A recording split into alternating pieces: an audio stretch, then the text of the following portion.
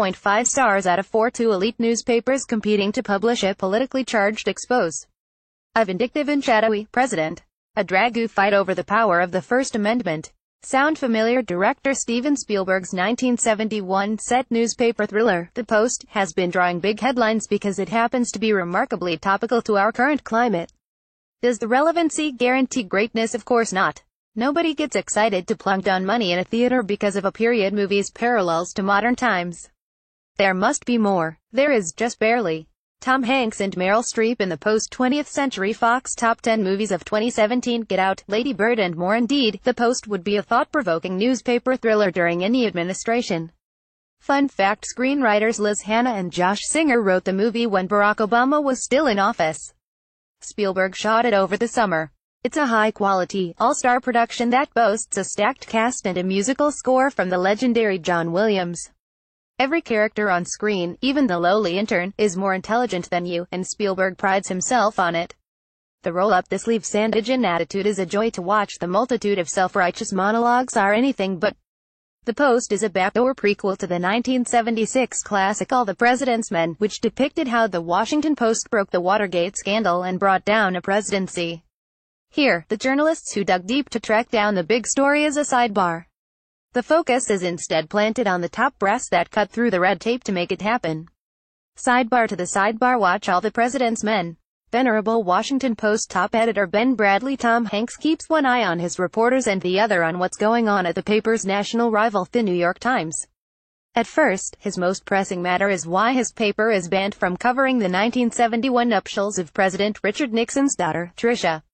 Then he learns that the Times has seen it fit to print a section of the damning Pentagon Papers, stolen, secret official documents proving that the U.S. government has misled the public of the country's involvement in the Vietnam War for well more than 2 decades. Worst movies of 2017 include Emoji Movie and Suburbicon. An exasperated government official named Daniel Ellsberg. Matthew Reese is the one who steals the report and leaks it to the Times. He soon gives the reams of documents to a Washington Post reporter, Bob Odenkirk, as well. Bradlee can taste the bombshell front-page expose. But before he starts the presses, he must first get the go-ahead from the Post's newly installed publisher, Katharine Graham. Meryl Streep. She's the purported bad cop, the one mindful of the financial and legal consequences to shining a harsh light on the presidency. Her paper just went public. A society queen, she's also friends with the Secretary of Defense Bruce Greenwood, who's responsible for promoting some of the lies. Spielberg tries valiantly to squeeze urgency out the will that you're want the published drama. It doesn't quite happen. From a logical and admittedly cynical perspective, he wouldn't take the time to helm the movie and rush it out for Oscar season if this ended with money concerns prevailing over journalistic integrity. Also, a simple request for a moratorium on movies in which dogged reporters and editors, here, played by the likes of Odenkirk, his Mr. Show partner David Cross, and Carrie Coon, type away at all hours to push the story across the finish line on a tight deadline. It's a perfunctory narrative device seen in every similarly themed movie from All the President's Men to Spotlight. It only fascinates here because we get to marvel at how 70s-era journalists functioned without a laptop and a charger. Yet, rather frustratingly, Spielberg backburners these newsroom sights and sounds for long-winded speeches about bravery. We're well aware that the story is important, the First Amendment is vital, and the public has a right to know.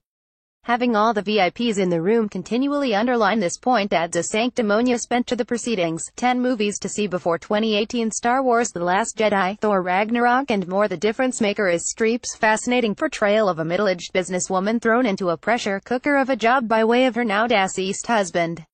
As she reminds her daughter Alison Brie, this is her first paid job. The well-mannered Graham is strong and capable, and she's plagued with self-doubt about these very characteristics. She's in charge, yet the males around her constantly scrutinize her every move. She and Hanks Bradlee have a cordial and respectful dynamic, yet it's hard not to cringe when he tells her early on to stop poking him in the eye with her opinions. When she finally uses her gut and makes the hard decision, the audience in my screening